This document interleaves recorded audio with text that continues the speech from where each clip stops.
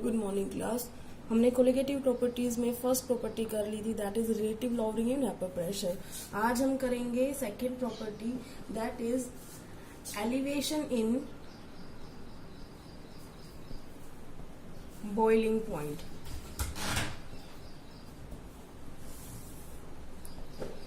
Elevation in boiling point को हम show करते हैं डेल्टा टी बी से। सबसे पहले तो आपको ये समझना पड़ेगा कि फॉर एग्जाम्पल अगर हम एक ग्राफ प्लॉट करते हैं टेम्परेचर वर्सेस प्रेशर का, ये टेम्परेचर है, ये प्रेशर है, ठीक है। जैसे जैसे हम टेम्परेचर बढ़ाते हैं किसी भी लिक्विड के अंदर, उसका वेपर प्रेशर इंक्रीज हो रहा है। क्यों इंक्रीज हो रहा है? क्योंकि ज्यादा नंबर ऑफ मॉलिक्यूल्स जो है वो वेपर फेज में जा रहे हैं, तो वो ज्यादा वेपर प्रेशर क्रिएट कर रहे हैं। तो इसका मतलब अगर हमने मान लिया कि ये सॉल्वेंट का है, कि जैसे जैसे हमने टेम्परेचर बढ़ाया सॉल्वेंट का वेपर प्रेशर बढ़ता जा रहा है, ठीक है। तो ये जो हमारी कर्व आई है ये हमने सॉल्वेंट की मान ली। अब जो हम कर रहे हैं दूसरी वाली, दूसरा जो है वो है हम ले रहे हैं सॉल्यूशन का। अब अगर आपको ध्यान हो, relative lowering in vapour pressure के अंदर जो सॉल्यूशन था उसका वेपर प्रेशर सॉल्वेंट से कम होता है, इसका मतलब इससे कम होता है, तो हमें नीचे से ड्रॉ करना पड़ेगा। और वैसे ही उसका भी टेम्परेचर बढ़ाते जाएंगे तो वेपर प्रेशर बढ़ता जाएगा, तो ये ऐसे सॉल्यूशन का जाएगा। तो ये ऊपर वाला सॉल्वेंट का है, वेपर प्रेशर जो है वो ये नीचे वाला जो आ रहा है वो सॉल्यूशन का है, ठीक है ना। तो इसका मतलब जो अभी इनके बीच में डिफरेंस आ रहा है, किस चीज का डिफरेंस आ रहा है? जैसे फॉर एग्जांपल आपको ये तो पता है ना बॉइलिंग पॉइंट किसे कहते हैं। सबसे पहले इस टर्म का पता होना ज्यादा जरूरी है। इसका मतलब सिर्फ ये नहीं होता कि लिक्विड बॉईल करना शुरू कर गया। कब करता है लिक्विड बॉईल? लिक्विड बॉईल तब करता है, ये वो टेम्परेचर है eight which any liquid vapour pressure becomes equal to the atmospheric pressure। इसका मतलब जो बॉइलिंग पॉइंट है वो क्या होता है? वो टेम्परेचर जिसके ऊपर किसी लिक्विड का वेपर प्रेशर बराबर जा रहा है किसके? एटमॉस्फेरिक प्रेशर के, ठीक है। तो अब यहाँ पर देखो एटमॉस्फेरिक प्रेशर होता है 1 एटमॉस्फेयर, ये मान लियो 1 एटमॉस्फेयर है हमारा, ठीक है। तो हमने यहाँ पे एक लाइन ड्रॉ कर दी, ये 1 एटमॉस्फेयर के लिए लाइन है। तो जिसका अब जैसे सॉल्वेंट का वेपर प्रेशर बढ़ता गया टेम्परेचर बढ़ाने से, इस पॉइंट पे आके इसका ये जो वेपर प्रेशर एटमॉस्फेयर से 1 एटमॉस्फेयर के बराबर हो गया, तो ये इसका क्या है? ये इसका बॉइलिंग पॉइंट है। तो हम इसको नीचे लेके जाएंगे। जो ये टेम्परेचर यहाँ पे कट किया, इसका मतलब जो भी यहाँ पर होगा वो इसका क्या होगा? वो टेम्परेचर होगा, बॉइलिंग पॉइंट होगा किसका? सॉल्वेंट का, ठीक है ना। तो सॉल्वेंट के लिए हम क्या लिख लेते हैं? टीबी नोट लिख लेते हैं, ठीक है। या आप कुछ भी लिख सकते हैं कि T2 है, T1 है, जो भी आपकी मर्जी हो। चलो हम थोड़ा इजी करने के लिए कभी कर तो हम ले लेते हैं let boiling point of solution is equal to T2 and boiling point of solvent is equal to T1। अब बताओ हमने किसका लिया है? सॉल्वेंट का, तो यहाँ पे हम इसने इसको क्या लिख दिया? T1। इतनी बात समझ में आ गई। दूसरा हमने अब क्या किया, उसको सॉल्यूशन देखा तो रिलेटिव लॉवरिंग वेपर प्रेशर होने की वजह से उसका कर्व नीचे की साइड आ रहा है और उसका यहाँ पर जाकर मिल रहा है। तो इसका भी अगर हम ऐसे ही ड्रॉ करेंगे तो परपेंडिकुलर ड्रॉ किया हमने, तो ये इसको यहाँ पे काटा, तो इसका मतलब इसका बॉइलिंग पॉइंट कितना आया? T2। जो हमने माना था बॉइलिंग पॉइंट ऑफ सॉल्यूशन क्या है? T2 है। अब तुम समझो क्या हुआ है। वेपर प्रेशर जो होता है सॉल्यूशन का कम होता है सॉल्वेंट से, इसीलिए हमने कर्व सॉल्वेंट का ऊपर बनाया, सॉल्यूशन का नीचे बनाया है। लेकिन जब बॉइलिंग पॉइंट आएगा तो किसका ज्यादा बॉइलिंग पॉइंट होगा? सॉल्यूशन का ज्यादा होगा कि सॉल्वेंट का ज्यादा होगा? ऑफ कोर्स सॉल्यूशन का ज्यादा आ रहा है, क्योंकि देखो यहाँ पे टेम्परेचर बढ़ता जा रहा है ना, तो किसका वैल्यू ज्यादा आई है? सॉल्यूशन की ज्यादा आई है।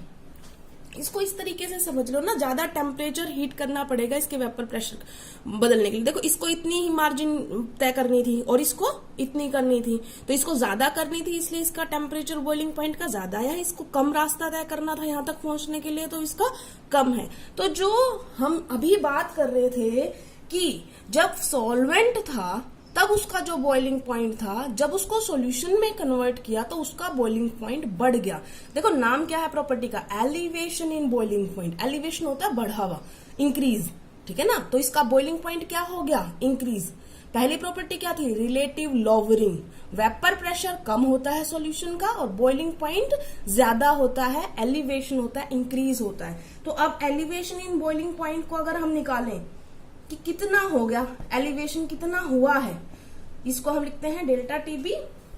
ये बराबर हो जाएगा किसके, इसमें से हम ये वाला घटा देंगे, T2 minus T1।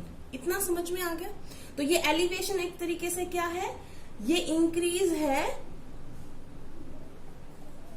Boiling point में of any solvent when it is made solution by adding solute। इतनी बात समझ में आ गई। अब आते हैं कि एक्सपेरिमेंटली क्या पता चला।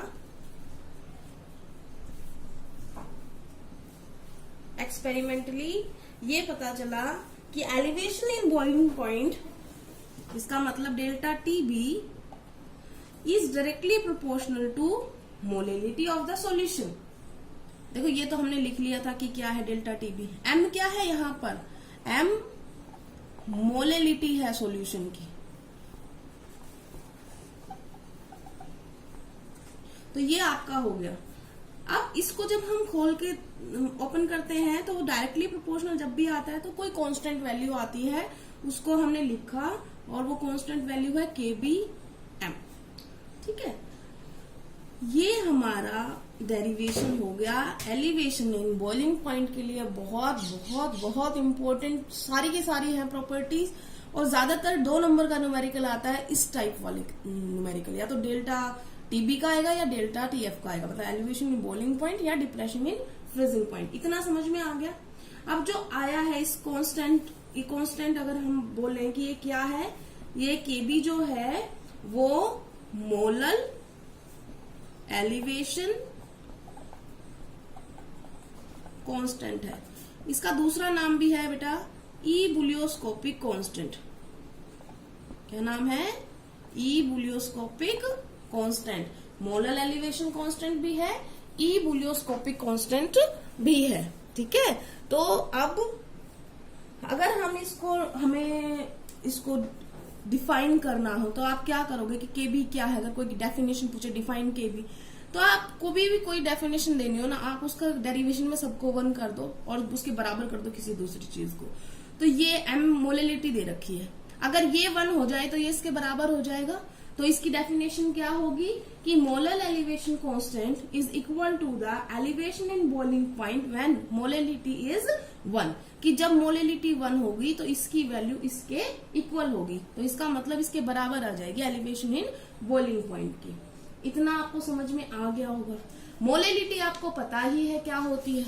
क्या होती है मोलेलिटी, अगर आप लिखो वेयर मोलेलिटी क्या होती है किसी भी सब्सटेंस की, कि कितना उसके अंदर सोल्यूट घुला गया, ठीक है ना। तो ये इसका अंदर हम मतलब मास ऑफ सोल्यूट, मान लो हम मास ऑफ सोल्यूट को ले रहे हैं, सोल्यूट को ले रहे हैं B, सॉल्वेंट को ले रहे हैं A। तो ये मास ऑफ सोल्यूट, अरे बेटा मोल्स ऑफ सोल्यूट कहाँ लिख रही हूँ, मोल्स ऑफ सोल्यूट डिसॉल्व्ड पर किलोग्राम ऑफ सॉल्वेंट, यही होता है ना। तो अब इसको हम अगर सही तरीके से लिखें तो हमने क्या लिखना है, गलती से मास लिख देता बेटा, मोल्स लिखना था। तो हम लिख रहे हैं moles of solute dissolved in mass of solvent in KG. अगर ये ग्राम में होगा तो हम 1000 कर देंगे। तो अगर मैं अब इसका पूरा फॉर्मूला लिखूं तो मोलेलिटी का फॉर्मूला क्या हो गया है, मोलेलिटी का फॉर्मूला हो गया है नंबर ऑफ मोल्स।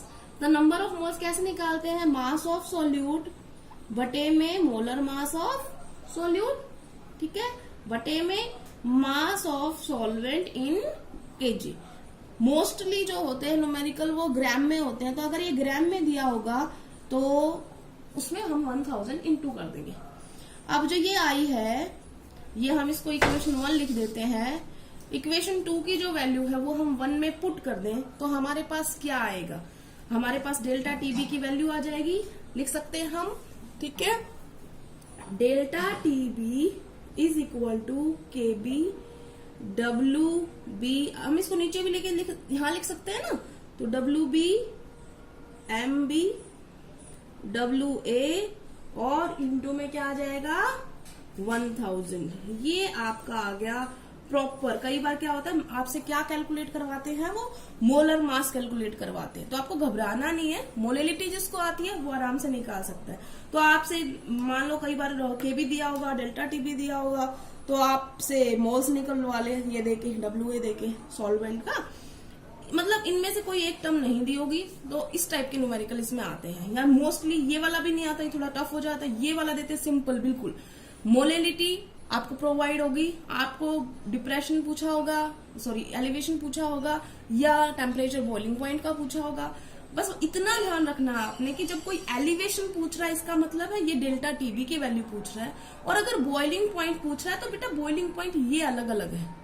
अगर कोई बॉइलिंग पॉइंट ऑफ सॉल्यूशन पूछेगा तो आपने T2 निकालना है, अगर बॉइलिंग पॉइंट ऑफ सॉल्वेंट पूछेगा तो आपने T1 निकालना है, और अगर कोई एलिवेशन इन बॉइलिंग पॉइंट पूछेगा तो इसका मतलब इन दोनों को माइनस करके ये वैल्यू निकालनी है, ठीक है।